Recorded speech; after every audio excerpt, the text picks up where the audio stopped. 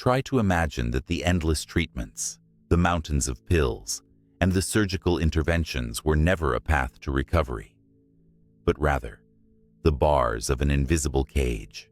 For 2 decades in Springfield, Missouri, what appeared to be the most poignant drama of maternal devotion unfolded in plain sight. D.D. Blanchard was seen as nothing short of a saint, completely devoting herself to the care of her daughter, Gypsy Rose, a fragile teenager whose list of diagnoses included leukemia, muscular dystrophy, and dozens of other terminal illnesses. Benefactors gifted the family houses, and bystanders were moved to tears of sympathy seeing Gypsy permanently confined to her wheelchair. However, on June 14, 2015, the beautiful illusion that this family had spent years building shattered into pieces. It all began with a chilling Facebook status: "That bitch is dead," followed by an even more gruesome revelation detailing the brutal murder of the mother and the assault on her defenseless daughter. Upon storming the house, police discovered Dee Dee's lifeless body, but the terminally ill Gypsy was nowhere to be found, leaving behind only her medications and an abandoned wheelchair in the empty home. Before long, surveillance footage would shock the public. The supposedly paralyzed girl was seen walking confidently through a bus station in the company of a mysterious stranger. In this episode, we're going inside the interrogation room to see the myth of the sacrificial mother crumble and the true face of her innocent daughter emerge. Who was Gypsy? A calculating criminal or a desperate victim for whom murder became the only ticket to freedom from years of domestic hell?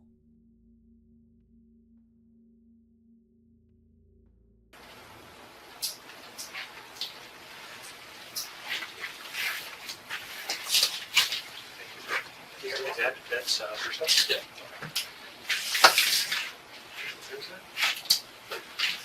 You are good.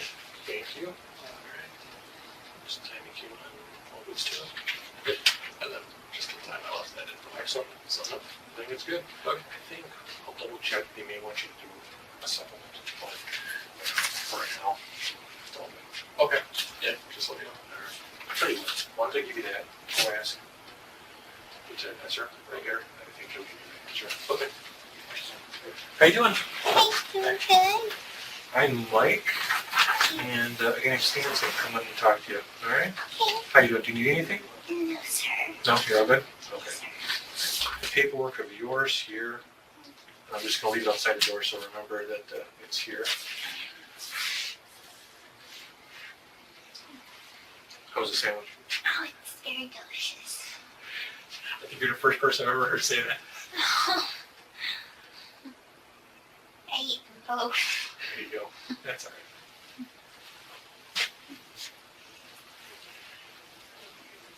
I think someone's supposed to come and talk to me. Detective from Missouri is gonna come talk to you. Okay.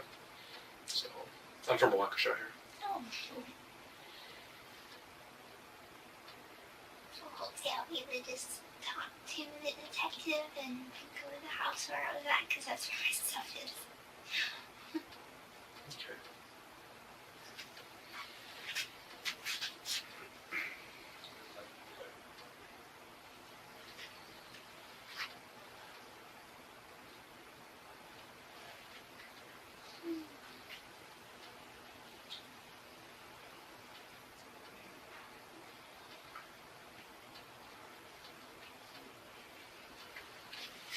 Okay, Gypsy, this is Stan.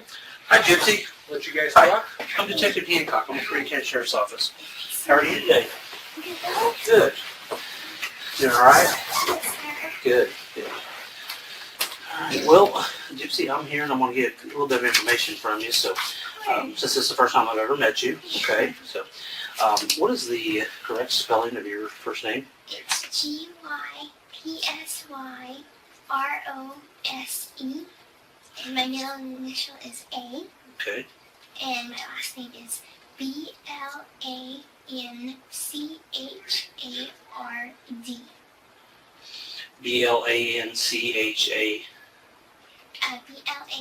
Blanchard. D-E is Blanchard. Blanchard. Okay, with an E. Okay. All right. And your date of birth, Gypsy?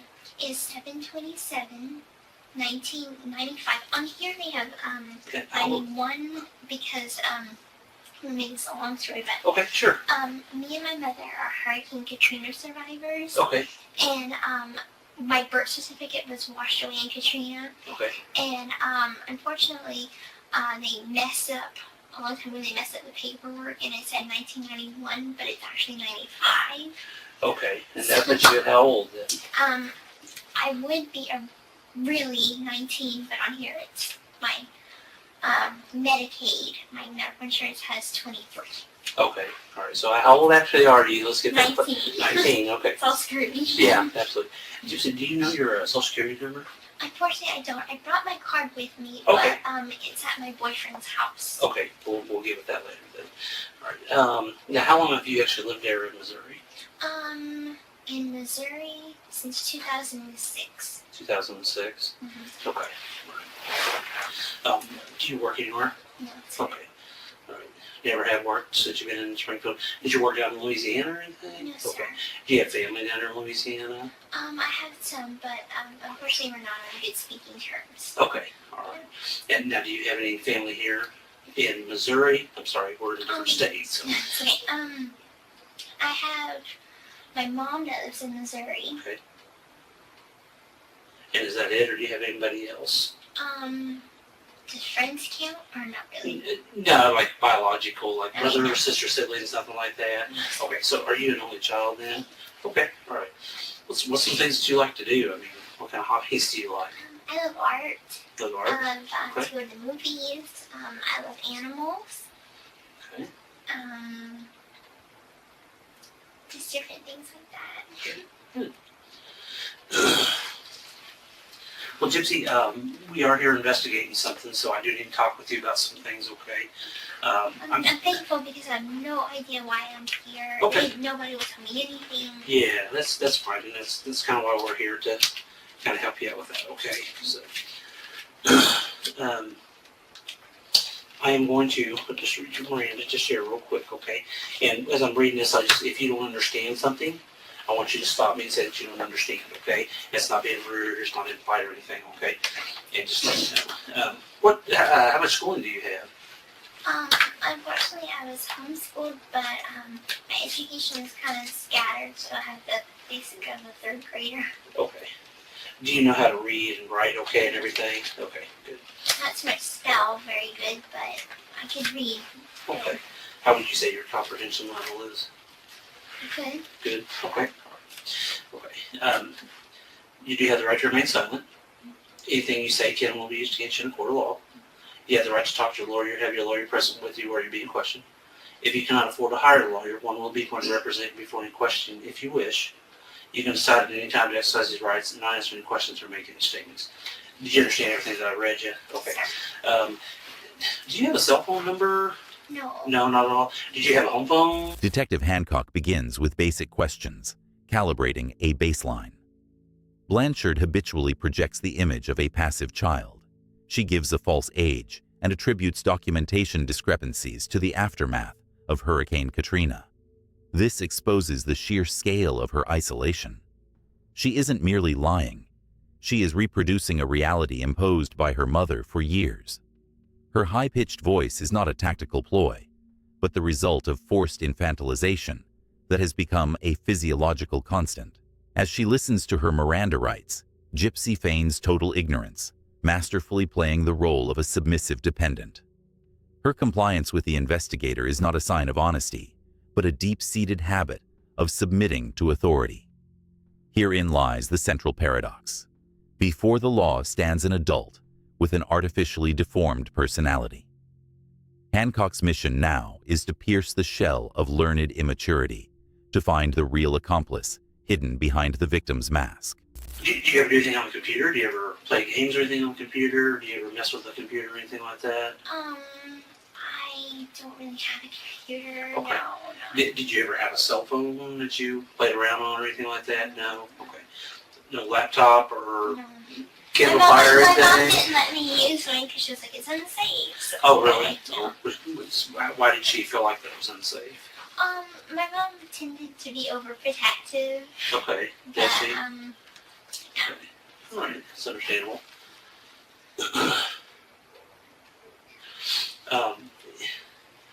I want to tell you that what I've got to talk to you about, if you're involved in this, then you need to tell me that now. Okay? I'm And- completely 100% okay. honest. And let me talk for just a second, okay? But if you're involved in this, then you need to be honest with me. And you need to tell me now and not wait till later. Do you understand that? Yes, sir. Okay. I want you to understand that there's just some things going on that you need to be made aware of, and I think that you're aware of it. Okay. All right. My concern at this point. Let me back up with something. You're here. Do you know where you're at right now? Yes. Okay. Where are you at right now? I'm at the Waukesha Police Department. Okay. All right. And how did you lived in Missouri at one point, right? Mhm. Okay. How did you get from Missouri to here? Not but a week ago. It was it all started when I met my boyfriend Nick. Okay. Okay. And we met on an online dating website. My mom had a laptop, and so I used hers. Okay. But Then let me back up a second for just a second, okay? Earlier when I said let's be honest with each other, okay? Mhm. I'll be honest with you as long as you're honest with me, sounds okay? good. And I want you to understand that your honesty goes a long ways, Mhm. okay? You don't want something in this nature to be like a big snowball. We'll use that as an example, okay? You don't want that snowball to be so big Mhm. that you know how when you pack a snowball and it's real small, Mhm. and what happens when you start rolling it down a hill? It's bigger. Gets bigger, okay? And what happens if you start telling lies? They get bigger, Bigger and bigger and you don't and bigger. remember which ones you said and which Right. ones you told. And as soon as that thing gets so big, it goes down the bottom of the hill and it crashes into a lot of people, Right. okay? Mhm. I mean, a lot of people, Mhm. all right? And it hurts a lot of people, right? Because it's so big and crashes and hurts them. Right. Now, if you're telling the truth, that's not going to happen, is that right? Right. Okay, so that's kind of why I want you to be honest with me about this, okay? Absolutely. About some things, all right? Absolutely. So we need to, I'm here, okay? Mhm. Because I don't think that this is something that you, the intention wasn't there. You know, I don't think you're a bad person. I really don't. I think that you're a smart person, okay? I think that you, sometimes you get dealt bad hand, and I think sometimes that's what's happened with you, okay? And I want you to understand that you need to be honest with me, and if you're involved in anything that I'm about ready to tell you, then you need to tell me, okay? Absolutely. Your mom's dead, okay? Now, what I want to ask you Wait, is, what? your mom's passed away, okay, and she's deceased, all right? Now, what I want to ask you, did you have involvement in this? Okay. No. Hang on, listen to me for just a second, okay? I want you to understand something, okay? Remember the snowball that we talked about? You remember the pencil that we talked about? I'm going to demonstrate something with a pencil here, okay? Look at me. Look at me for just a second, okay? Sometimes people are going along, you know how you got a pencil? You got the lead here and you got the eraser right here, right? You know what I'm talking about? You've seen a pencil, right? You've used a pencil before, right? Okay? And when you write with a pencil, you write your own story, right? Okay? And you take that pencil and you're writing along with your story. Well, sometimes some people make mistakes when they write stuff down, don't they? We've all made mistakes. You've made mistakes. I've made mistakes, right? You ever made a mistake in your life? And I've made mistakes in my life. And hang on just a second, okay? When you're writing this stuff down, all of a sudden you make a mistake. Well, what do you do with that mistake? You take that pencil and you flip it over and you start erasing stuff, okay? And you erase it and you recorrect it. And you take that pencil and then you rewrite your history, your story. The interrogation moves into a phase of active pressure. Detective Hancock employs the minimization technique, using metaphors of a snowball and a pencil. This creates an illusion for Gypsy that a confession is simply a way to erase a mistake, rather than legally cementing her guilt. When informed of her mother's death, Blanchard shows no emotional shock. Her composure confirms she was already aware of what happened.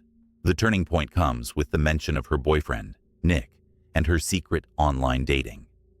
In this moment, the legend of her 7-year-old mind finally collapses, exposing the social cunning and cognitive abilities of an adult. It is noticeable how Blanchard pivots her strategy on the fly, beginning to weave the figure of an accomplice into her testimony, while still attempting to maintain her usual mask of submission before legal authority. Now, I think that's where you're at with this tonight, okay? That you have a chance to rewrite your story. And I think that that's what you can do, is you can rewrite your story tonight, okay? Like I said earlier, I don't think you're a bad person. I really don't. I don't think that that's you at all.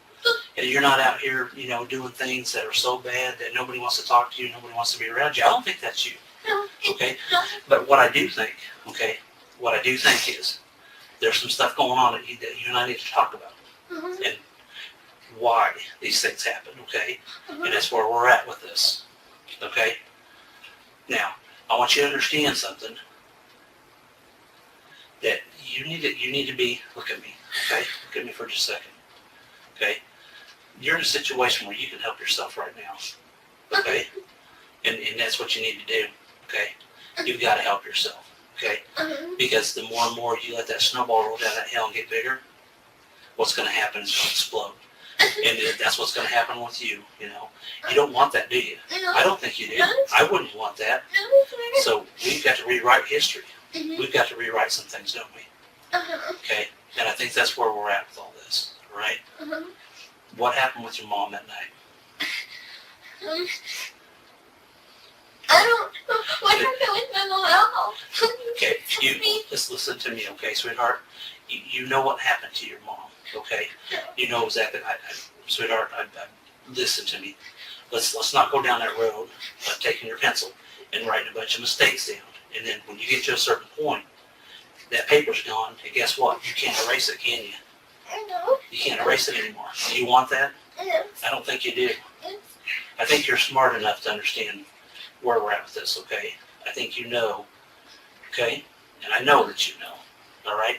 I wouldn't be here if I didn't know. And I know the answer to a lot of these questions, okay? I already know them, okay? I know them, and I'm giving you a chance to be honest with me, okay? Because you don't want this thing to spiral out of control, okay? Your boyfriend's in here, okay? Oh, he's here. He's in here, okay? All right? And do you think that we've not talked to people? No, I know. Listen to me before you say a whole lot. Do not dig yourself in a bunch of lies, because what's going to happen, that snowball's going to get so huge, sweetheart, that it's going to explode on you, and you're never, ever going to dig yourself out of it. Do you understand me? I understand. So I want to know, okay, why? Why? Why? Why what? Why did you guys hurt your mom? Okay, We would never. sweetheart, hurt look at me. Look at me. Look at me. I've got kids. I've been doing this for a long time. I know, sir. And I want you to understand something. Don't dig yourself that hole. Don't go down that path, okay? Because listen to me for a second. You go down that path, and what's going to happen? What do you think is going to happen to you if you go down that path? It's not a path to go down. If anything, I don't tell lies. Okay, then don't sit here and lie to me, because if you do, what's going to happen is it's going to get bigger and bigger and bigger. You're not going to remember the ones that you've told other people, okay? Other people that I've probably already talked to. You understand that? I understand. Okay. Why? Would you like me to start from the beginning? I only want you to start from the beginning, but we'll talk about that here in a minute. And I'm glad you're making that progress, okay? I'm proud of you for that. But the first thing that we need to get out of the way right now is why. That's the biggest thing. You've got friends that love you Of course and I care know. for you. I know. You and your mom Yes, have of friends course. that care for you. I And know. you know what? They're down the bottom of this hill with that snowball, and they're asking all these questions. They're asking why. I know. Now, help me give them an answer as to why. Okay? You have to give me an answer as to why, because they are so concerned about you. I know. I have a lot of friends in Missouri. I know that. Okay. And I would never hurt my mom. Okay, sweetheart, do you really want to dig yourself? You're digging yourself deeper. Okay? No, seriously, I would never hurt her. Listen to me, okay? I don't play around with that. Hancock minimizes the gravity of the crime, presenting the murder as a fixable mistake.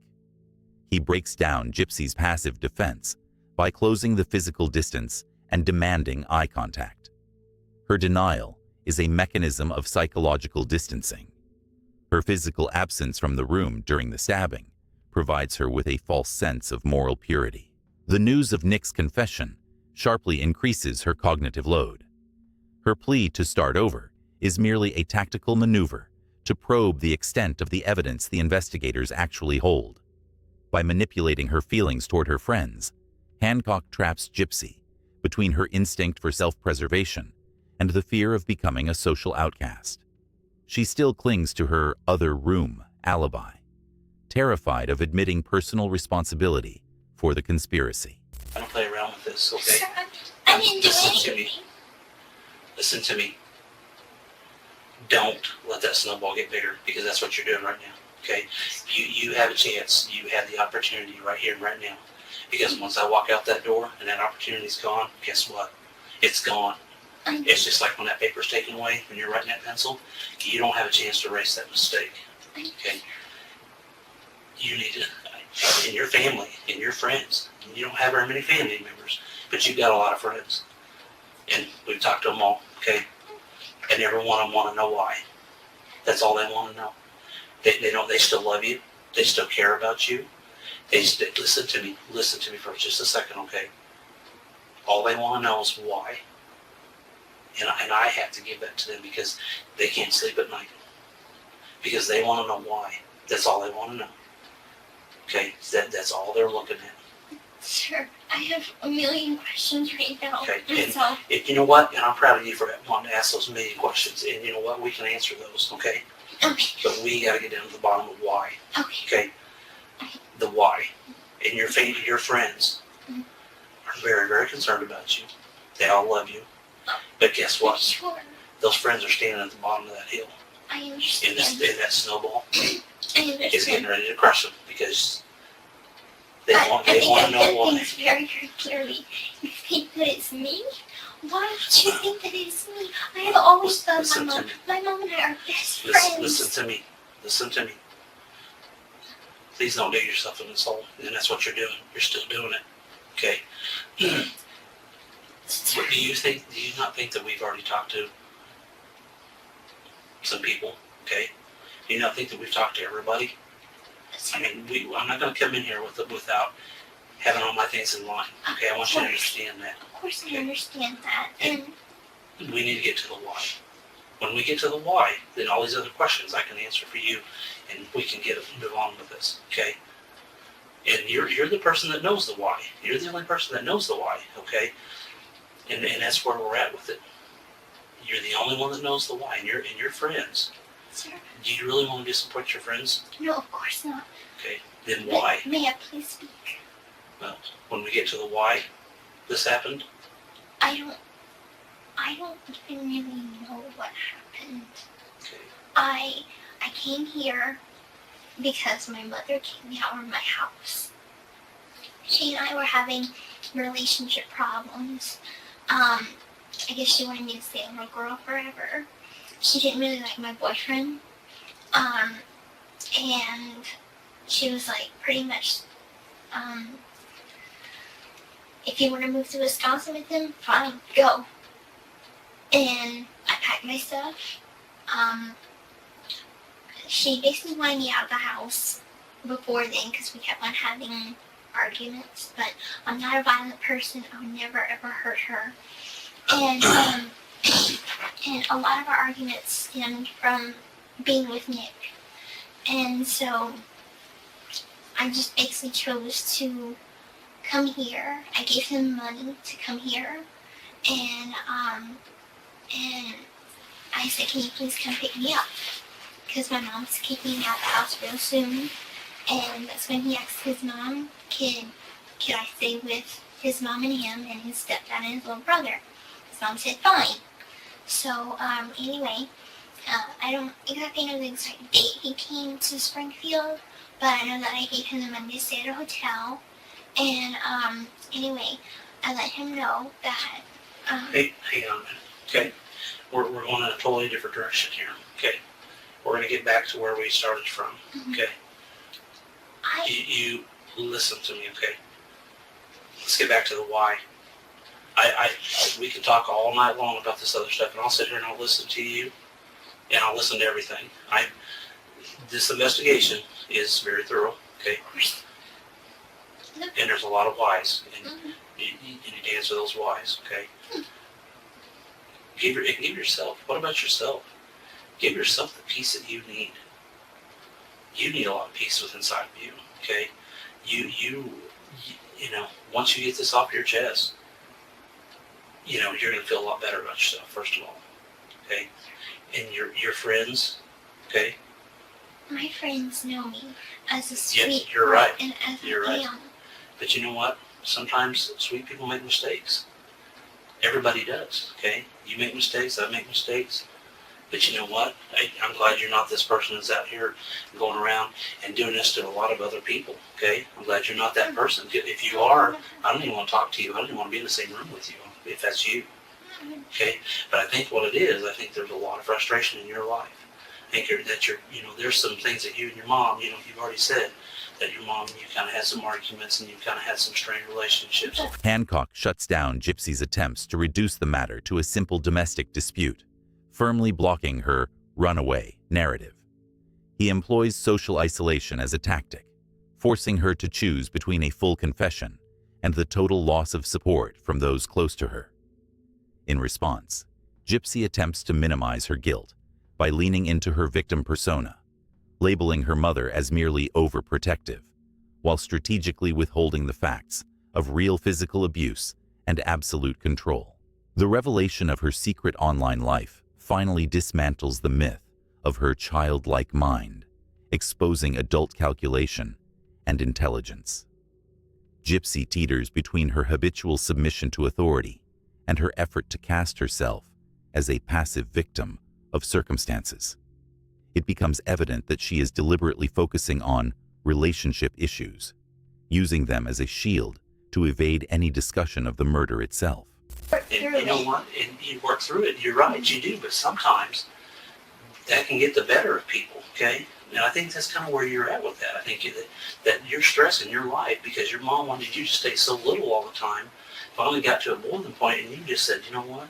I'm done. You know, no matter what, Mom, I'm going to go with my boyfriend. I'm going to do whatever I want now. You made a decision, okay? But we need to get to why this happened to your mom, okay? You know what? People make mistakes every day.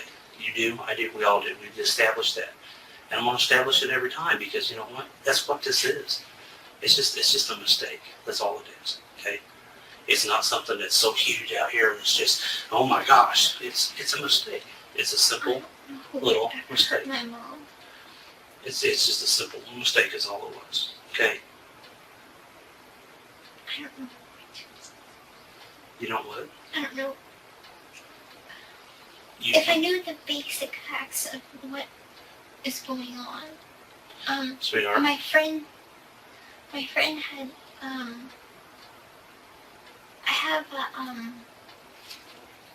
I do have a phone, but it doesn't call people.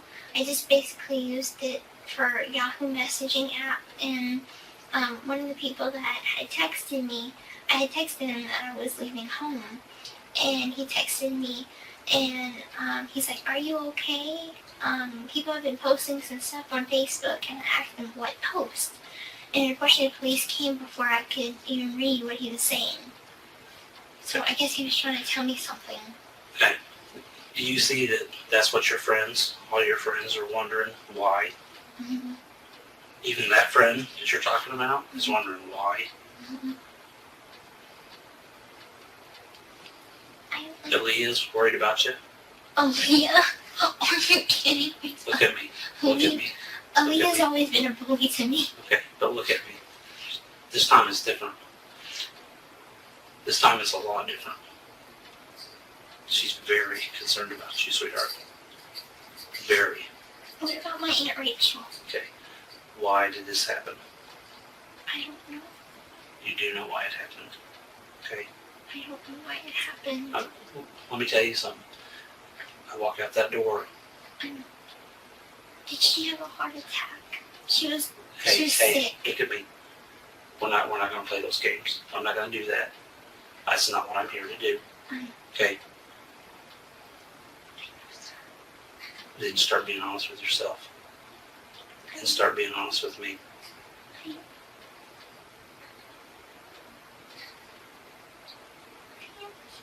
No, you're not.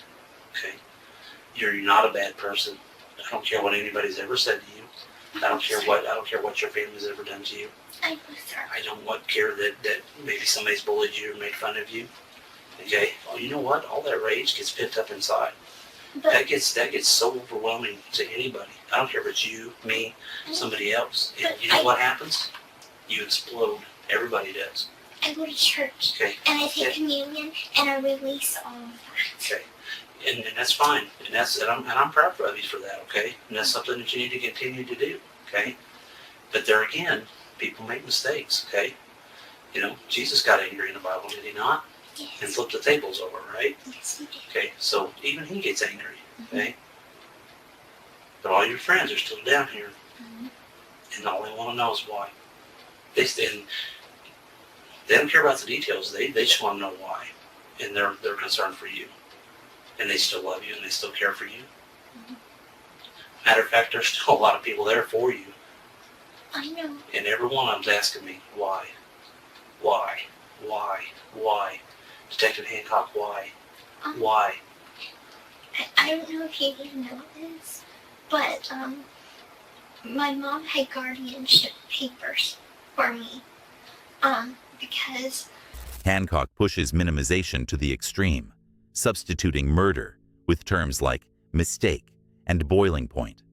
By appealing to religion, the detective lifts the moral burden from Gypsy, imposing upon her the convenient image of a victim of circumstances. Years of isolation have deprived Blanchard of the skill to lie convincingly. Her contradictions regarding the messaging apps reveal an inability to maintain a defense under pressure. Her reference to her legal guardianship is merely an attempt to hide behind her status. But the chasm between the child persona and the reality of the conspiracy finally shatters her defense. For a profiler, it is clear she has lost control of the narrative, and her lifelong habit of submitting to authority has overtaken her instinct for self-preservation. Okay. and Uncle Ray. Okay. Can we talk about why first? And I'm glad you brought that up. Okay. Because I've talked to them. Good. And you know what? What? They're this group of people that's sitting in here asking me why. Detective Hancock, why? Why? With tears in their eyes. Detective Hancock, why? Why? Why don't you tell me why, You please? tell me why, and then I'll tell you why. I don't know why. Yes, you do, sweetheart. You know exactly what's going on. I don't. Because I don't know what's going on. Sweetheart, look at me, okay? Stop letting this get out of control. Stop. Yeah, you do know. And that's smart. I'm proud of you for saying that you know, because you do know. And you're going to let this get so far out of control that there's no way you're going to dig yourself out of it. And I'm here, okay? Because your family and your friends, and I know all of them are just your friends and they're not your family, but you might as well consider them family. I do. Because every one of them care about you. I do consider them. And I get phone calls all the time. Mr. Hancock, why? Why? Mr. Hancock, that's all we want to know. Why? We still love her. We still care for her, but why? Mr. Hancock, we love her to death, but why? We love Gypsy. We care about her. Your Star Wars people, your buddies.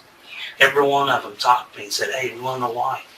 Hancock, we love her. Tell her we love her, but we want to know why. I just imagine how many people you've talked to. And they all, you know what? And every one of them wants to know why. They don't care about anything else. They just want to know why. So what am I supposed to go and tell them? What am I supposed to do? Okay? Because I'm just wondering, the question you're asking, why? What happened?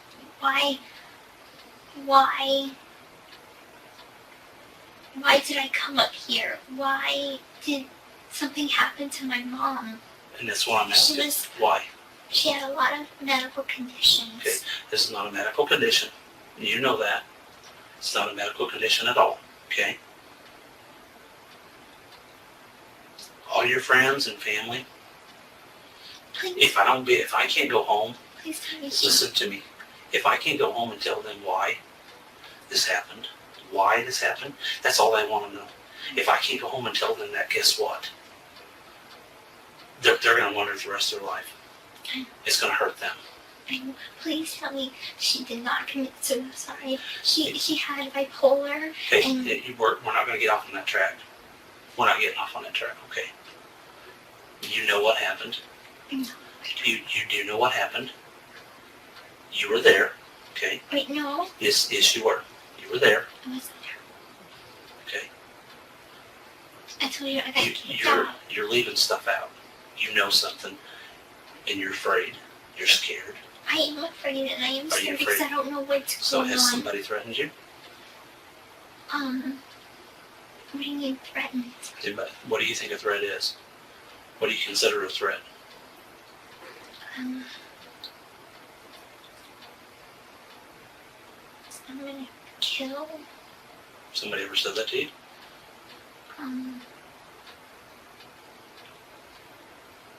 No. Yes, they have.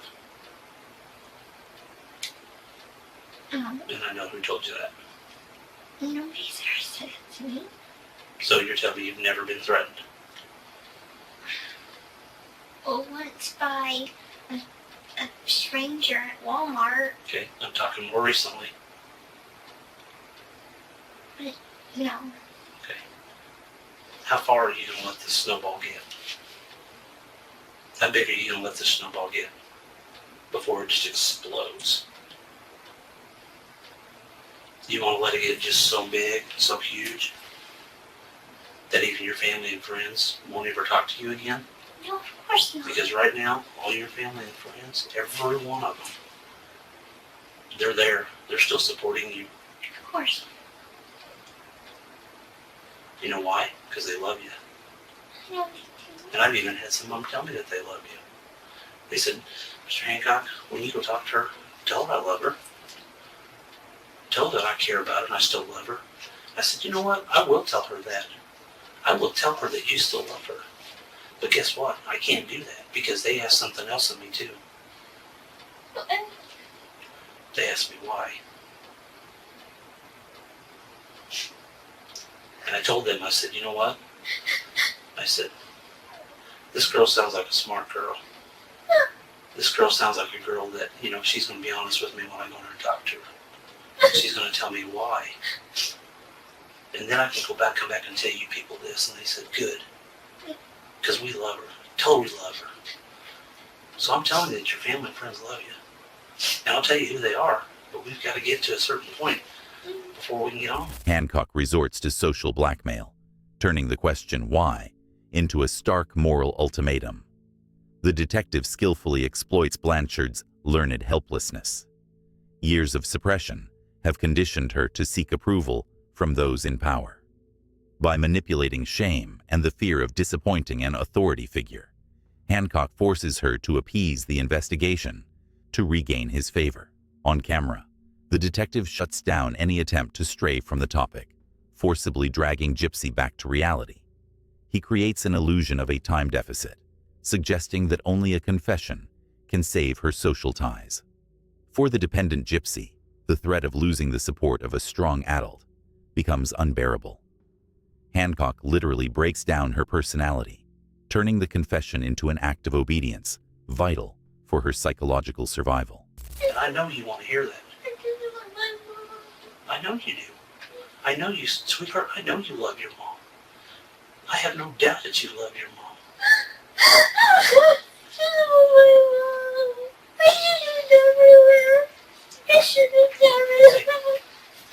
Good. Listen to me, okay? I know you love your mom. And don't you think your mom loves you? Don't you think your mom just is worried about you? Loves you? Okay? But we gotta get down to the bottom of the why. Okay? I honestly didn't do anything to my mama. Who did?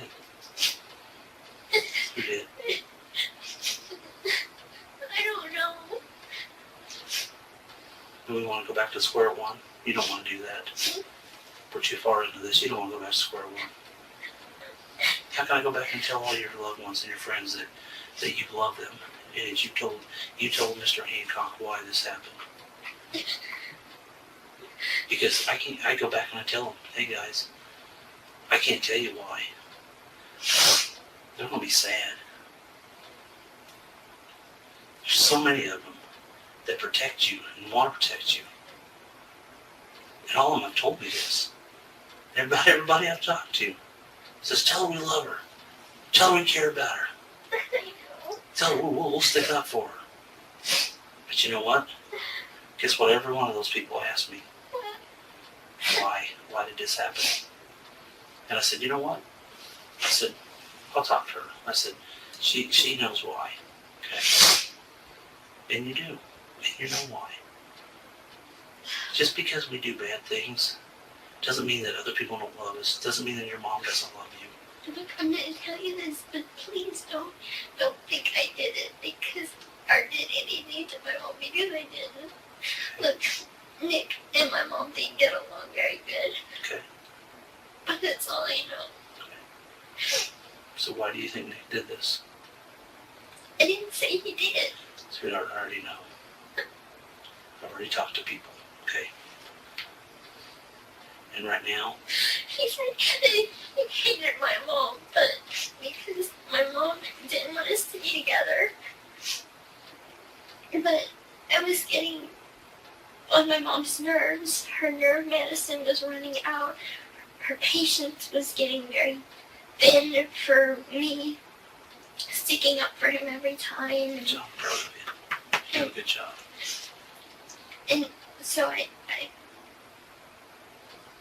she asked me to stay away from him, and I promised her I would. Okay. And And then but what then happened? she just said, well, if you want to go, go. I guess out of love she did that, Okay. because she wanted me to be happy. So why did this happen to your mom? What was the reason for it? I don't know. All I know is that Why didn't it hurt her?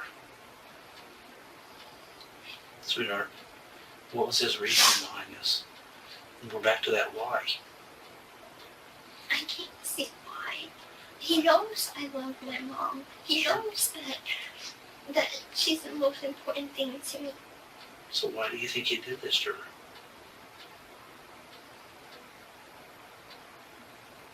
He only said something to me that he said that it's us against the world and that he's going to protect me no matter what, and that we were going to get married and everything and nothing was going to stop us. Okay. Even your mom? So he took care of that, didn't he? I don't know what you mean. I don't think he would ever hurt her. I mean, he's very sweet. He's very kind. I mean, he doesn't like police that much. He's kind of a radicalist, I guess you would call it. Okay. But, Sweetheart, your mom loves you very much. So we're not going to go off on what Nick believes and what he doesn't believe. Okay? But we're going to start talking about why Nick did this to your mom. And you know why he did this.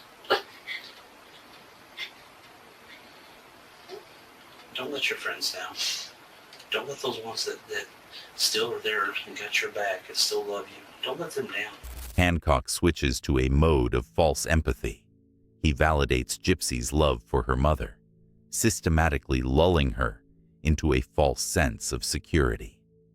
The detective masterfully manipulates social shame, framing her silence as a betrayal of her friends and neighbors.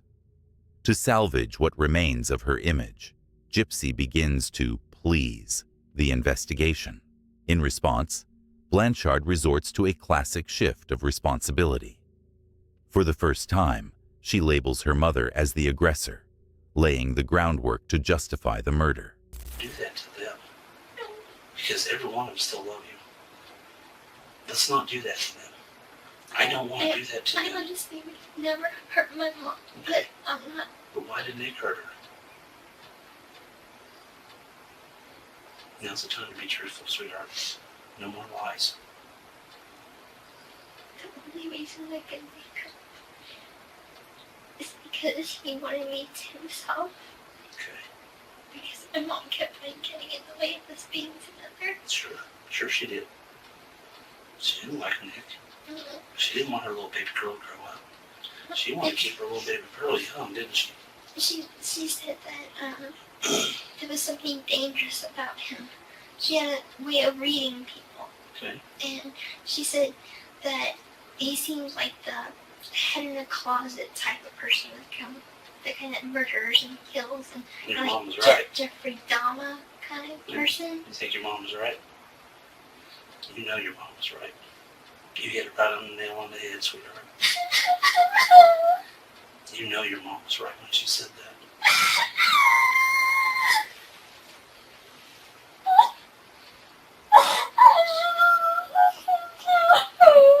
You should know what? Okay. And how should you have listened to her? I should have broke up with him. Okay.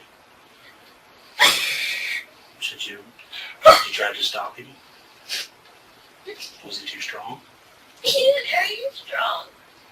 Was it hard for you to try to stop him? It was very hard for you to try to stop him, wasn't it? He's too strong, wasn't he? Yeah, I see that. Look at me.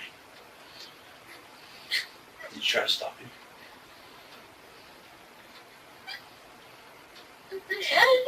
Okay. Hey, I'm proud of you. Look at me. I'm very proud of you for that. Okay, this is about to step in my direction. Okay. How did you try to stop him? Did you try to pull the knife away from him? Was that a yes? I can't guess with your nodding, so that's why I'm asking you. It looks like you're shaking your head up and down. Is that a yes? Yes. Okay. What did he do with the knife after all this was done?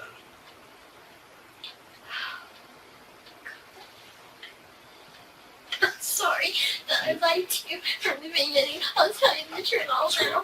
Okay, good. I'm proud of you. I'm proud of you. I love him so much, but maybe he can't help now. Okay. For his silent ways. Maybe he can. He killed my mom. He killed your mom. Yes, I know it. How did you do that? He was supposed to come and visit me. Okay. And I thought we were gonna go outside and we're just gonna sit together for a while on the porch. And Out at your mom's house? yeah. Okay. And he came inside and he started walking to my mom's room, and I told him that he needed to go outside. We need to go outside. What was your mom doing at that point? Was she asleep? She was asleep, and I got up to use the restroom. And at that point, he had put me in the bathroom, and he had locked the door. Okay. And he went to my mom's room, and I heard her cry.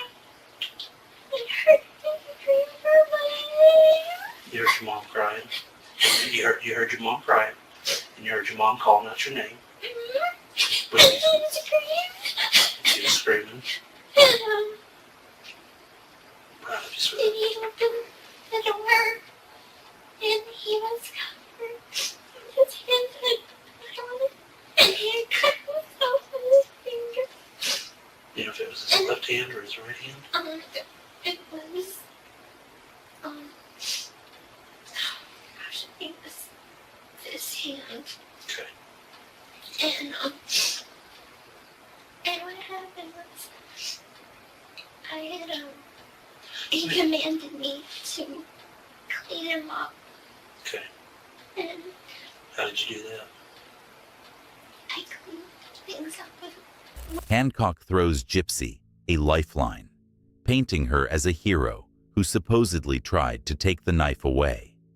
She instantly seizes this opportunity to preserve her good girl persona, a classic act of compliance. In her narrative, Nick finally becomes an uncontrollable monster, and the locked bathroom door serves as a tool for emotional detachment. Describing her mother's screams, Blanchard erects a psychological wall.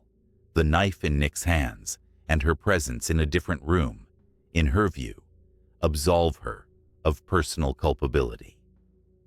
The transition from denial to admitting her role in the conspiracy marks the interrogation's decisive victory. Her status as an accomplice who was aware of the planned murder is now legally secured. And, With like, what kind of wipes? baby wipes. Baby wipes? Okay. What did you do with those baby wipes?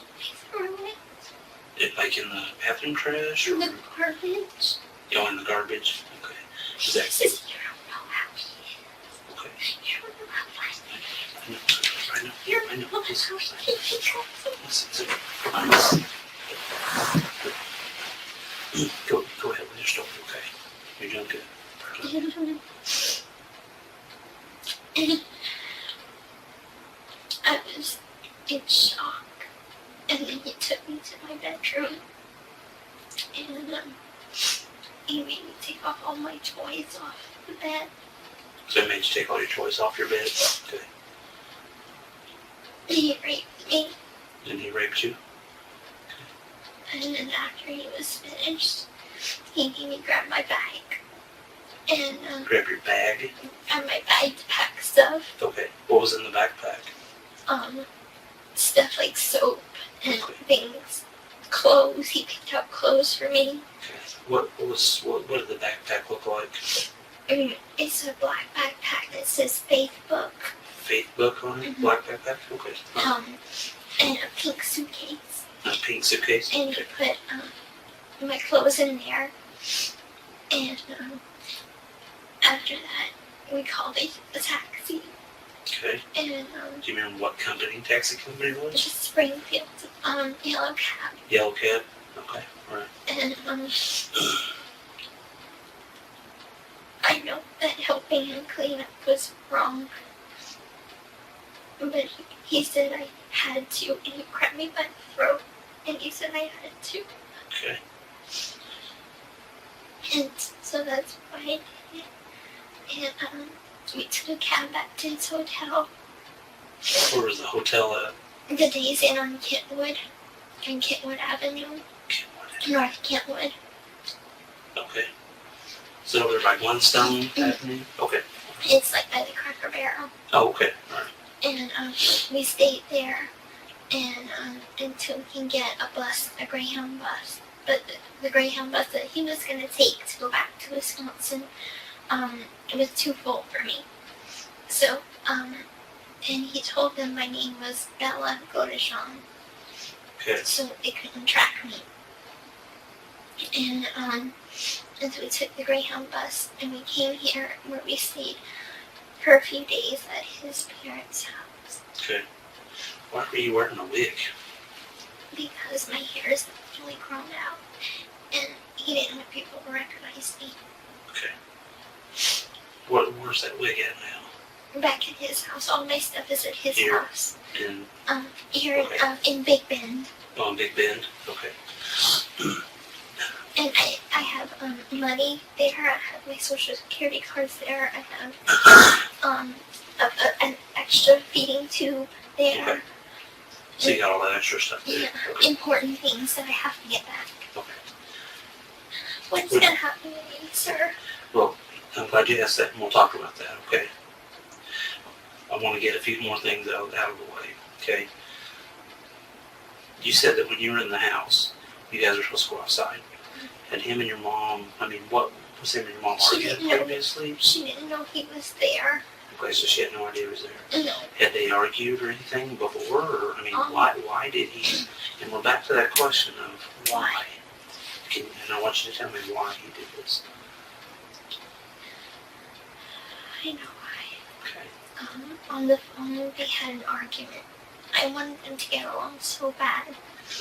And I invited him to come in March to see Cinderella with me. The movie. This past March? Okay. The movie Cinderella. And anyway, unfortunately it hurt my mom's feelings because I paid more attention to him than her. Okay. And anyway, she didn't like him from then on. And I called him to try to talk to him. And he told me, she had talked to him for a little while and was like, "You're not good enough for my daughter. You're a creepy guy, and it's creepy that you were hitting on my daughter whenever we're going to a family movie." And he doesn't like his name to be dragged through the mud. Blanchard shifts to a tactic of forced complicity, imbuing Nicholas with her mother's traits, dominance, and aggression. Describing the details of the escape, taxis, a wig, an alias, she portrays herself as a hostage merely following orders. Her mention of a medical tube here is a manipulative attempt to reclaim the status of a helpless invalid in need of care. Hancock encourages this narrative to finally secure the fact of her voluntary participation. For a profiler, psychological projection is evident. Gypsy is simply swapping one controlling adult for another, clinging to mundane details, hotel names and transportation carriers. She tries to validate the kidnapping narrative and escape the stigma of being a co-conspirator in the murder. Is that something he's told you, or words that he's used, or okay? So he told you he didn't like his name being dragged through the mud by your mom. Mm-hmm. Okay. And he said that it was his way of getting justice or revenge. Okay. Do you know what he meant by getting justice or revenge? You know what he meant by that? What did he tell you? He just said that she had bad talked him, that she deserved it. And he says, did he say she deserves it? Or did he say she deserves something else or something different? Well, he And said that you he can would use have, whatever word you want, you're not in trouble. he said he would have done way worse if he didn't care about me. He said he wanted to originally rape her too. Okay. Did you go in and see your mom? No. I didn't want to. No.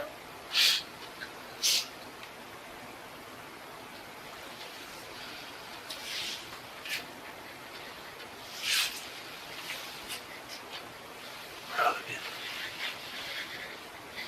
I know it doesn't make it any easier, but I'm proud of you.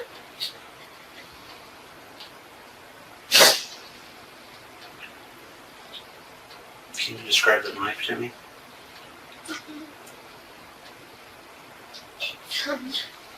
It's sharp. Would it be like a folding knife, a switchblade, a butterfly, or something different? It was a long knife. A long That's all knife? That's all I know. Would it unfold, or would it fold up, or something different? I don't think it folded. Think it was just a knife with a handle, or something different? It looked like just a handle. Do you know where he got that at? Wasn't from the kitchen at your guys' house? I'm not really sure, certain. Do you know what he did with the knife after all this? No. Are you positive?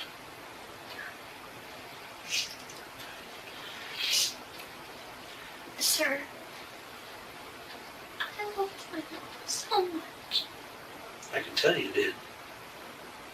I would have known. And I would If you would have known this was going to happen, you would have never went with him. When you say you went with him, what do you mean by that? I would have never gotten involved with him. I would have. Never had a relationship with him? Okay. We've been in a relationship for 2 years and 7 months. And in that time, his exes have told me that he's very controlling. And he's into that thing, BDSM, the fetish thing. That's a sexual thing? Okay. And I agreed to it, I guess. And I guess I saw nothing wrong with him being a little controlling. I mean, that's fine. Did anything ever happen here when you were in this state sexually? I mean, was all the sex that you had here in this state, was it consensual? It was consensual. Consensual, okay. But in Missouri, he forced himself on you. And when did that happen? After he killed my After he killed your mom. How did that make you feel? horrible because it hurt. Okay.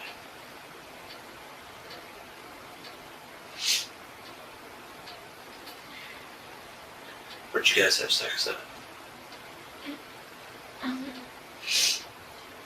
After what happened in my bedroom, Okay. we went back to the hotel, and he kept telling me that everything was going to be okay, and everything that he did was for me, because he worships me, and he wanted us to be together. He wanted you guys to be together, told you everything would be fine. Mm-hmm. What did you think that he meant when he said that? I thought he said he wanted to marry me. Okay. How did that make you feel when he told you that?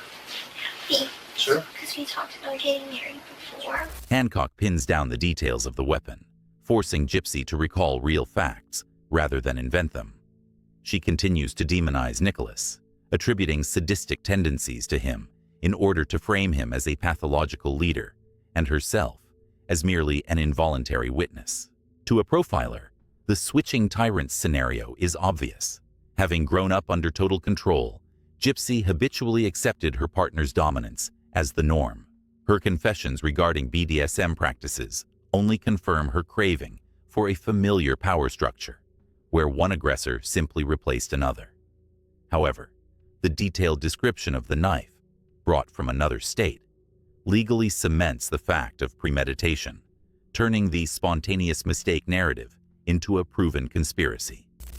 But you knew your mom was dead at that time. Is that correct or not? That is correct. That's correct. Okay. I want to protect him. But at the same time, I don't want to go to jail. Okay. Because I didn't do anything wrong.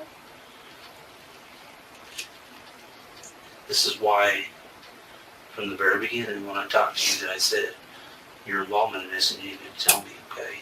Because I don't want you lying to me. I don't want you leaving stuff out. Okay? What was he wearing that night that happened? A scary shirt. It was black and it had clowns on it. Scary clowns. Scary clowns, black shirt. Okay. Can you describe any other clothing that he might have been wearing? A hoodie, a black hoodie. Black hoodie. And black pants. Black pants. Okay. What about his shoes? He wears the same shoes. Do you remember what color those were? Like an off-white. He only has, I think, one pair. Okay. So Does he still have those? if he's wearing them right now, he's wearing them. Do you know if he has those pair at the house here in this day? They probably are. So the ones that he killed your mom that he was wearing, he probably had here at the house that he was living in. Okay. Anything else that he was wearing? Ball cap or hoodies or anything like that? Nothing? Yes. Okay.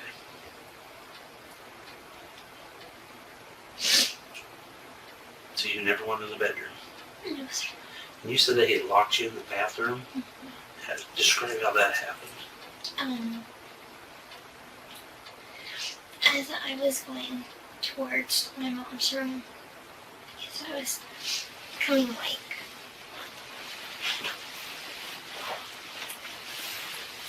here, and it's a hallway. Mm-hmm. And I was like, "Where are you going?" And he put me in the bathroom. He closed the door, and but first he locked the door in a way that it locked itself. Were you inside the bathroom when you I was walked in? inside the bathroom. Okay. And And then, so he can lock it from the outside? no, he put it like to lock inside, and then he closed it.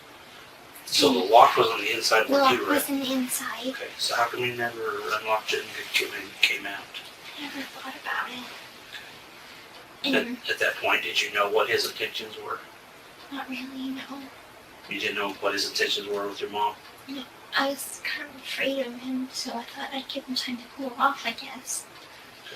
And then I heard all the screaming, and I was so scared that I just covered my ears. And I just crawled up in a little corner. Where were you at in the bathroom? Um, You said you were curled up. By the tub, like by the toilet. Mm-hmm. I was there. What were you wearing that night? I was wearing a white nightgown with flowers on it. A white nightgown with flowers? And you're doing this that have flowers on the top up here? Flowers on the top. Okay. Now, when you said nightgown, I'm not a girl, so I don't know what those things are. Can you kind of describe it a little better for me? A long gown, long sleeves, Okay. white, and it was a soft material. Soft material. Okay. Did you have panties or shorts or anything on? No, I don't usually wear panties to bed. Okay. I'm gonna get a little bit personal, okay? When you were in the bathroom and you heard your mom screaming, can you kind of describe that to me? If you can, try to start from the beginning, the middle to the end. I heard her wake up, kind of moaning, and I heard her scream, You heard her moan, and then you heard her scream. and Can you describe her scream to me? I know it's an awkward question, startled, but okay. and then she kept screaming louder and louder, and then she had said, "Gypsy, Gypsy," and He isn't who? Gypsy, my name. She was calling for. She was calling? She was calling for my She, your name. mom. Mm-hmm. Okay. And I think I knew what he was doing. At that point, you knew what he was doing? I knew what he was doing, but And your mom was hollering at you for you? Hancock catches Gypsy in a contradiction. The bathroom door locked from the inside is proof of voluntary isolation, not captivity. To smooth over this lapse, she resorts to visual contrast, pitting a sinister Nick against her own angelic nightgown, in an attempt to morally distance herself from the violence. Admitting she heard her mother's screams reveals a chilling paradox.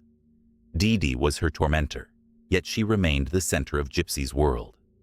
The tears here are not just a performance. They are the genuine mourning of a codependent victim. However, legally, this conscious inaction transforms the frightened child into a full accomplice, whose criminal intent is established by her choice to ignore those pleas for help. I was too afraid to go because I was afraid he'd do the same to me. So would it be safe that you kind of knew what he was going in there to do when he locked you in the bathroom? Okay. Did he tell you kind of what he was going to do? Did he make us, make a comment or any kind? No. Okay. But while he was doing it, No, you say doing it. I can't guess. Part of my job is not to guess, so. killing her, Okay. he said a comment. You won't keep us apart. You won't keep us apart. You'll be dead before that happens. Where were you standing at? Where was he at whenever he said that? I was in the bathroom with my hands over my ears like Okay. this, and he was in my mom's bedroom. And that's when he was making that comment. You're not going to stand between me and her. Mm-hmm. Okay. How'd you get these stuff on your neck? How'd you get all that? They're hickeys. They're just hickeys? Okay. How'd you get this? That is a hickey, and that one's a bruise. Okay. And then You're telling me this is a hickey? You've been honest with me this whole time now. Don't start lying to me now. What is this and how did you get it? I'm a guy. I would never give a girl a hickey on her arm. Okay? How'd you get that bruise? Look at me. he grabbed my arm. At what point did you grab your arm? He kept on grabbing me to bring me around the house, and he made me clean up the drops of blood. Okay. Describe that to me. He forced me to be naked while I was doing it. Okay. So, he went into the kitchen and he asked if we had any carpet washing stuff. Okay.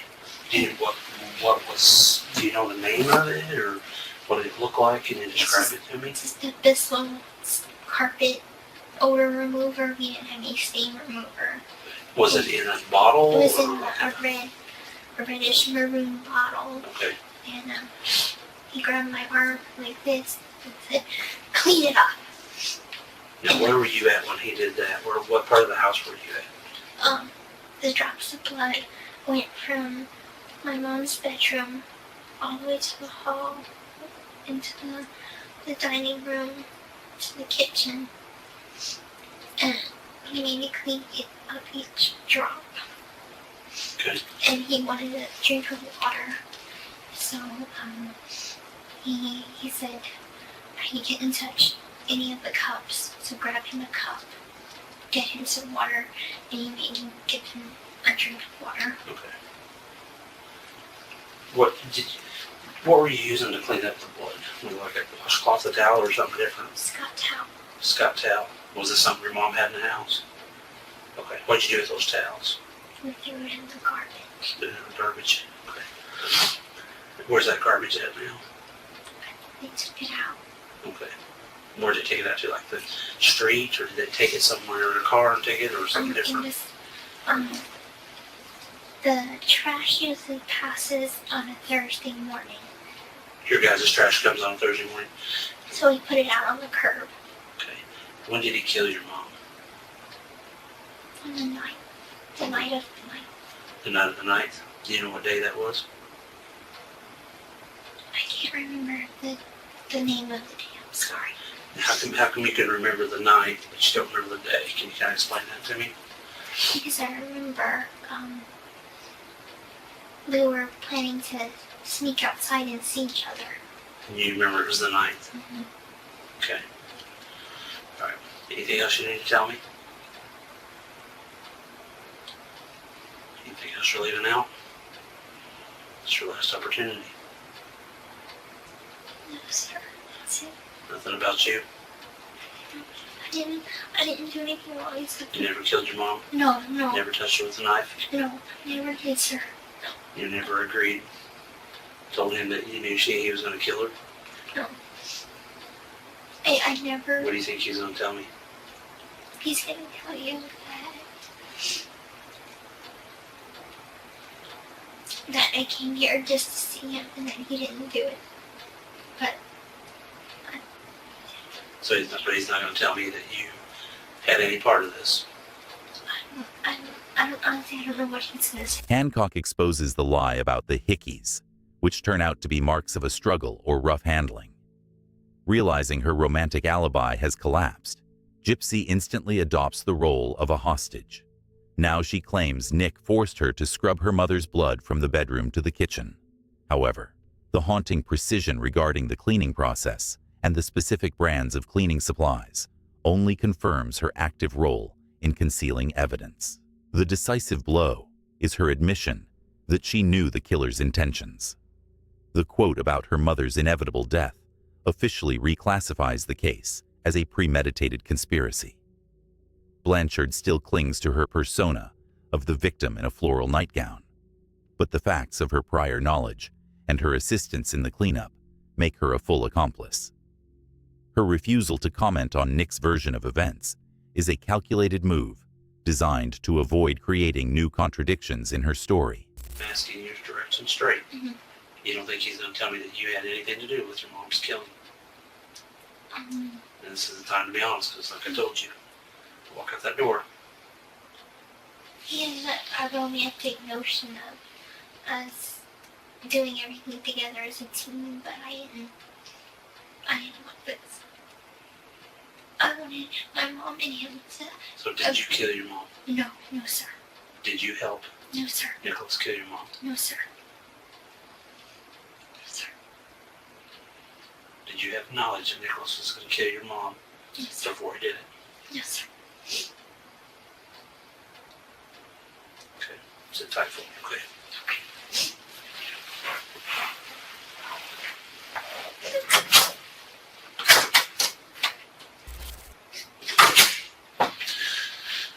Alright, I want to talk with you just a little bit more about things I'm a little unclear on. What color is the wig that you had? That wig that you were wearing, what color was that? Black. Black, okay. Was that your wig or whose wig was that? Really? Just let me play dress up in or something or what? Okay. Does your mom normally, does she sleep naked, you know, or does she? No. Usually, what does she usually wear to bed? Nightgowns, but they're sleeveless. Okay. Do you know, was she wearing anything that night that she went to bed? A blue nightgown. A blue nightgown? Okay. The droplets of blood in the house. And you said that you were cleaning them up from where in the house? From, they went in the hall. The hallway? They wouldn't let me in my mom's bedroom. Okay. So, they went from the hall to the kitchen. From the hall to the kitchen. Now, are those the blood droplets that you were trying to clean up? Okay. And then the stuff that you were cleaning them up with, you said that it was it in a spray bottle or a glass bottle or something different? It was in like one of those jugs. Like a jug? Like a jug. Okay, was that say it had a handle on it or didn't have a handle or something different? The confession, "I knew he was going to kill her," marks the legal point of no return. Detective Hancock finally transforms the myth of the scared girl into the documented reality of an accomplice. It is no longer a tragic mistake, but a calculated conspiracy. The mask of innocence drops, exposing deliberate intent and a definitive legal conclusion. Her striking precision in describing the blood cleanup and naming specific cleaning agents proves she was actively covering her tracks. The narratives about playing games with the wig and being coerced crumble under the weight of the facts. These details tie her testimony to the physical evidence, leaving the defense with no remaining loopholes. Okay. And what color was it again? Maroon. Maroon? It's in the kitchen. I can tell you where it's at. It's by the back door. By the back door? Okay. What, did it have any wordings or anything on it, or not have any wordings on it, or something different? Bissell, I think it's for pet odor. Bissell pet odor? Yeah. Okay. When you guys left your mom's house, and you said that you had called, you said Yellow Cab. He Okay. called Yellow Cab from his cell phone. From his cell phone. Okay. Where's his cell phone at right now? Is it at the house here? I think so. I doubt he was able to take it with him. Okay. What color was that cell phone? Do you know the brand of it or anything? No, I'm afraid I don't. Okay. What color was it? Do you remember? Black. Black. Okay. So he calls Springfield Yellow Cab. Mhm. Kind of explaining to me that process there. You guys, Yellow Cab obviously shows up. Mm-hmm. And can you kind of start from there, from the beginning, middle? And we got into the Yellow Cab, and we told them to go to the hotel, and we went to the hotel. He only paid for his stay, and I was able to just sneak in the room with him. So explain that to me. How did you sneak in the room? He just Were you brought over by me- Waffle House or something, or and then come into the room? I just waited right outside. Like outside Like the office where you would normally check in. of the motel. Mhm. Okay. And I just went in his room. Okay. That's all. Did you guys go anywhere after that? We went to Waffle House and we tried to eat, but I forgot that I was on it. Okay. And I started to drink some chocolate milk, but then I got sick. Okay. All right. So you ate at the Waffle House there, right next to the Days Inn. It's in the same parking lot. Okay. Then where did you go after you guys ate? We went back to the hotel to lay down because I wasn't feeling good. I felt dizzy and my stomach felt bad. Okay. So you guys lay down. Approximately how long do you think you guys slept?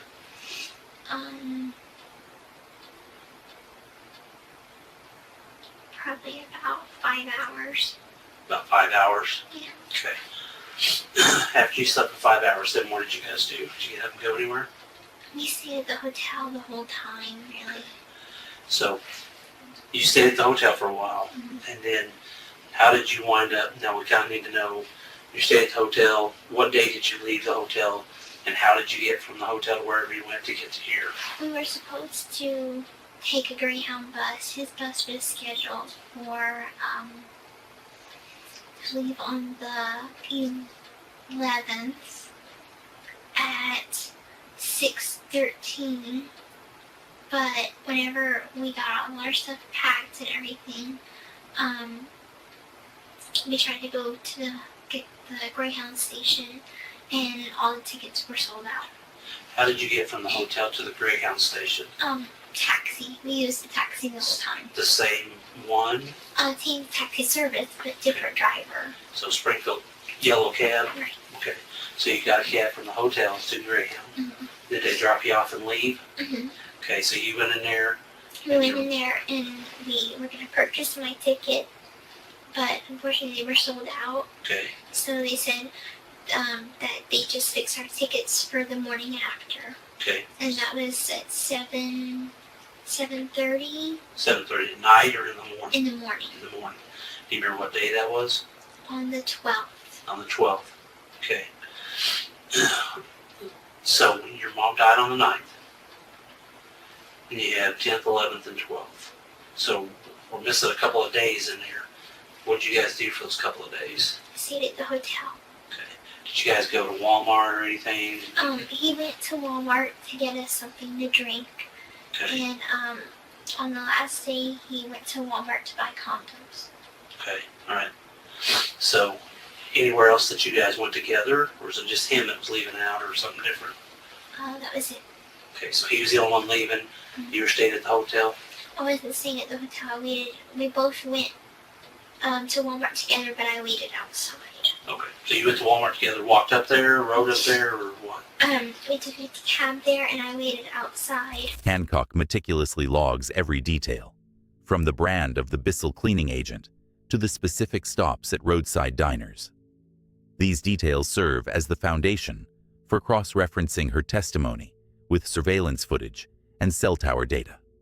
Gypsy readily provides these specifics, attempting to cement her role as a submissive companion who was merely following the leader, Nicholas. However, her admission that she deliberately hid near a Walmart for fear of being recognized finally dismantles her image of innocence. This is direct proof. She understood her guilt and was calculatedly evading the law. The escape under aliases on a Greyhound bus settles the question of premeditation once and for all. The shocking contrast between the brutal murder and mundane activities, having dinner at a Waffle House or purchasing contraceptives, reveals a deep sense of dissociation. Despite the stress, Gypsy maintains a chillingly logical sequence of actions. For the investigators, this is not the panic of a victim, but the cold-blooded itinerary of accomplices who fully realize there is no turning back.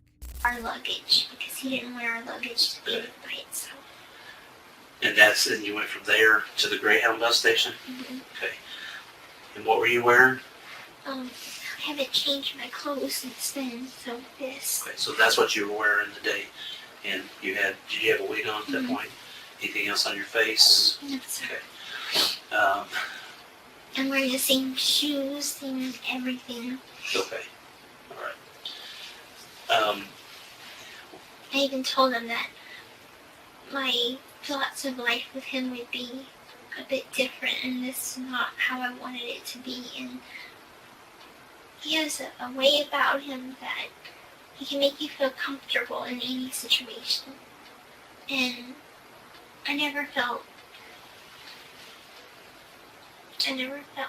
like I was in any danger when I got to Wisconsin, because I know that he loves me and he would do anything for me and to be with me.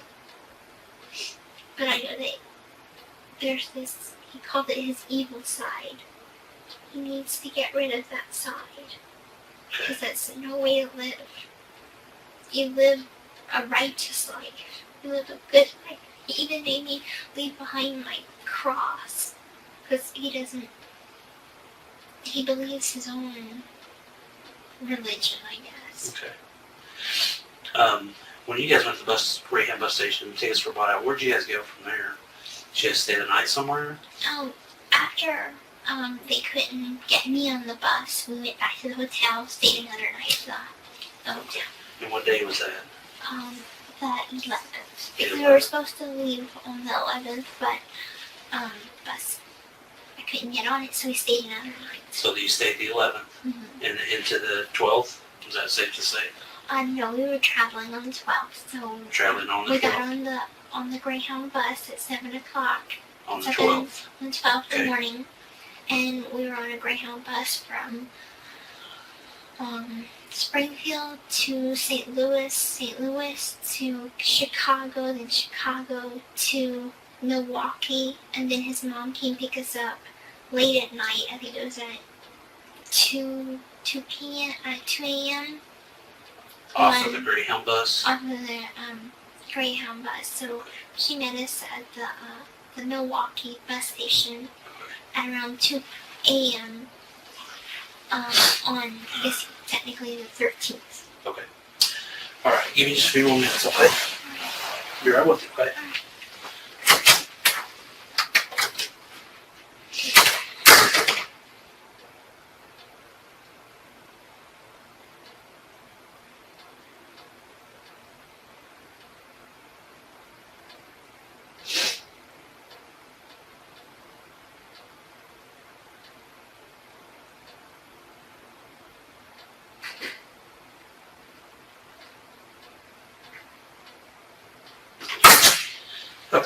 Sometimes I gotta step out, clear my head, think, make sure there's not any other questions I have for you.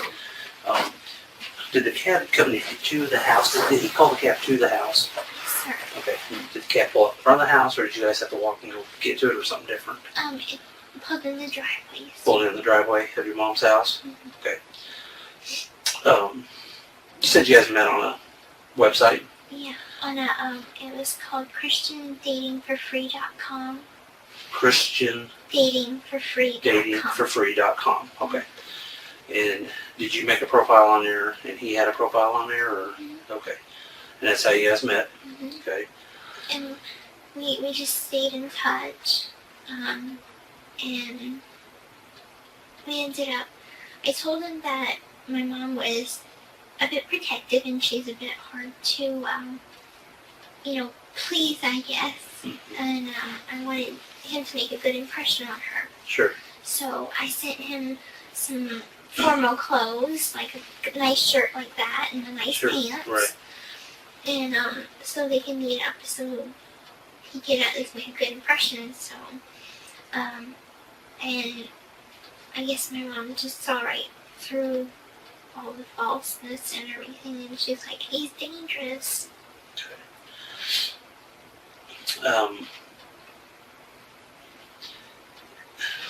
So there's something else I had to ask you.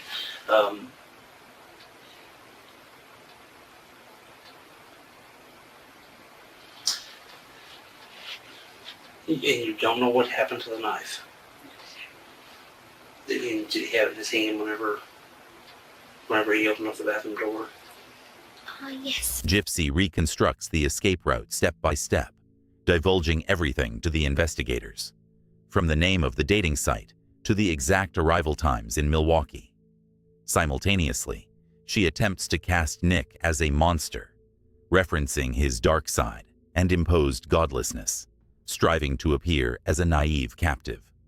However, her account of purchasing clothes for her partner and the admission that she saw the knife immediately after the murder transformed the narrative of spontaneity into a premeditated plan. This segment exposes the magnitude of her psychological deformation, a 23-year-old woman reasoning at the level of a teenager. Gypsy vacillates between the persona of a runaway lover and a victim of manipulation, but the technical evidence, taxi logs, and her knowledge of the weapon strips away her alibi. For the investigation, this is the final blow. The infantile mask can no longer conceal her leading role in orchestrating this bloody liberation. Did he have it in his hand? He had it in his hand, and he didn't want me to look, and but he wanted me to clean up his blood from his cut. Okay. So I was able to clean him up. And I put a Band-Aid on his finger. Okay. Have you seen the Facebook posts that were out there? That was on the Gypsy. Yes, sir. Okay, who put those posts out there? You know the one I'm specifically talking about. The very first post.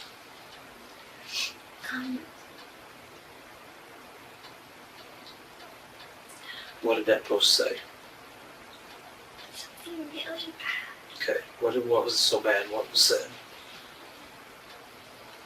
I put it on there because I wanted someone to find my mom. Okay. What did you put? What did you type on there? I put what he had said to me, and Okay. he was happy about it. Which was what? That bitch is dead. That bitch is dead? Is that what you just told me? Okay. So you put on your Facebook account, that bitch is dead. Okay. I wanted someone to know that something was wrong. And I knew that my friends would all worry if that's not the way me and my mom talk. Okay. So, I was like, if I put that on there, they'll know something's wrong. Okay. Where did you do that from? From his house. Okay. On a phone, a computer, a laptop, or what? On, he has a computer, but, my little, I guess you could say phone, but usually I just use it to get Wi-Fi and play video games or something on. So that's the phone that you typed that on? Mm-hmm. Okay. And he knew about it, and I asked him if I could have permission to please, I need them to find my mom, and so she could have a proper burial. Okay. And I knew that it would get people's attention, Okay. because we don't ever curse. And like, at first people were like, oh, they must be watching a movie, and I'm like, no, this is serious. Okay. Please, someone call the police. Where's that phone at now that you typed that stuff on? It's in my backpack In your backpack? And where's your backpack at? at the house At the house in in Big Bend. Big Bend. Okay. There was another post. There was something else that was put on there. Mm-hmm. What was that? That my mom got slashed and he raped me.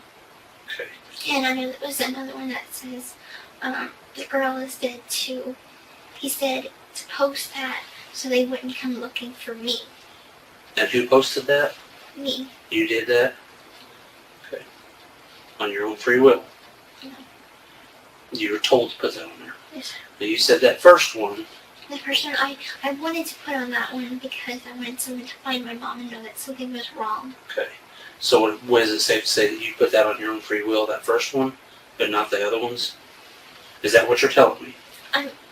Well, I would never ever call my mom that, but yes, sir. Okay. All right. Any other things that were posted on your Facebook? That's about it. That's about it? Okay. I would like to ask some questions Okay. that I have. Okay. One, what is going to happen to me? Okay. And two, am I going to be sent back to Missouri?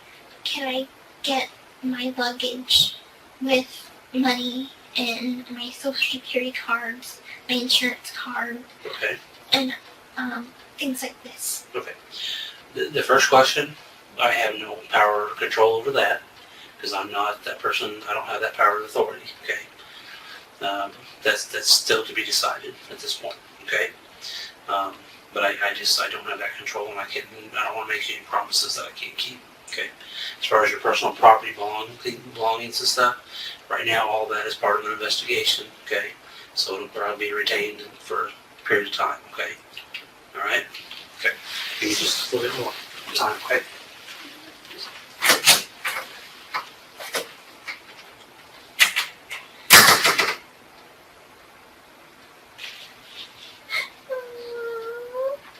Admitting to the Facebook posts deals a fatal blow to Gypsy's defense.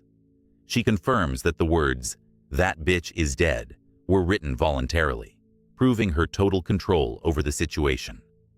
Even the narrative of wanting to arrange a funeral, fails to mask her role as the orchestrator, masterfully manipulating public attention in the aftermath of the murder. A sinister detail, the bandage on Nicholas's wound, exposes their symbiosis. Gypsy instantly transfers her role as caregiver from her mother to her accomplice. This act of domestic mercy amidst the carnage finalizes their bond. However, the mask of the child is truly stripped away by her pragmatic questions regarding inheritance, insurance, and legal documents. Once the confession is secured, the tone of a victim gives way to cold calculation. Gypsy is already planning a future without DD, exhibiting a startling degree of rationality. The detective no longer sees a frightened girl, but a surviving strategist, ready to trade her mother's tyranny for the stern authority of the law. Do me a favor, stand up for me, okay? We'll take some photos of you real quick. Nothing else happened in this state that, no other crimes or you No. guys didn't do anything? No. Okay, I just want to make sure. All right, go ahead and stand up for me.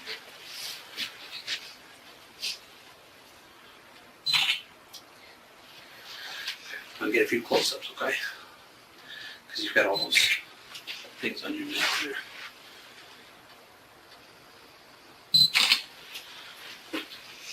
Can you kind of pull your shirt down just a little bit? Not up, but right there on the collar. There you go, just like that. Thank you.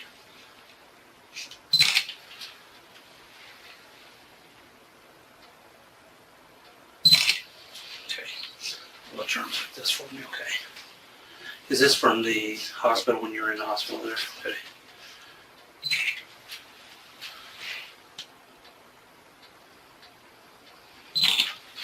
Roll up your sleeve just a little bit for me.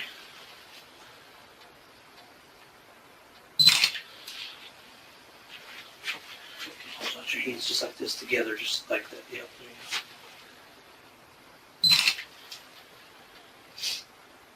Okay, hold your hands over. Come together for me. There you go, just like that.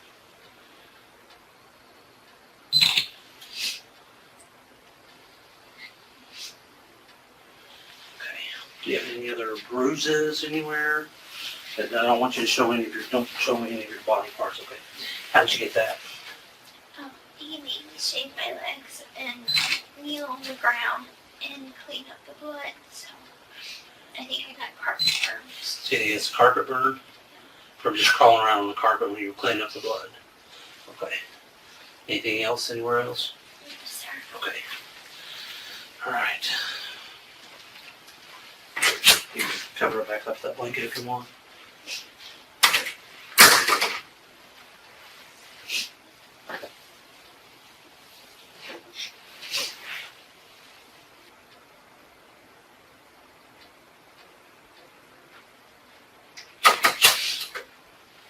It's the deputy's there when she's gonna take you to the bathroom.